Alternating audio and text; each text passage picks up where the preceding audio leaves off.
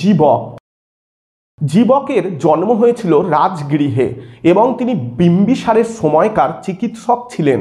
তবে তিনি তক্ষশিলায় গুরু আত্রেয়র কাছে শিক্ষালাভ করেছিলেন চিকিৎসা বিষয়ে, এবং তিনি যখন চিকিৎসা বিষয়ে শিক্ষালাভ করেন তখন গুরু আত্রেয় তাকে পার্শ্ববর্তী লোকালয় থেকে এমন একটি গাছ খুঁজে আনতে বলেন যে গাছের নাকি কোনো রকম ভেষজ গুণ নেই, এবং সেই রকম ভেষজ গুণহীন গাছ খুঁজে আনার জন্য জীবক বেরিয়েও পড়েন।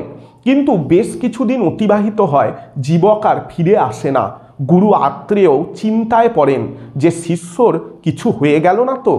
এর মধ্যে কিছুদিন পর জীবক খালি হাতে গুরু আত্রেয়র কাছে ফিরে আসেন, এবং গুরু আত্রেয় জীবকের কাছে জানতে চাইলে সে বলে যে পার্শ্ববর্তী অঞ্চলে এমন কোনো গাছ তার চোখে পড়েনি যার কোনো ভেষজ গুণ নেই।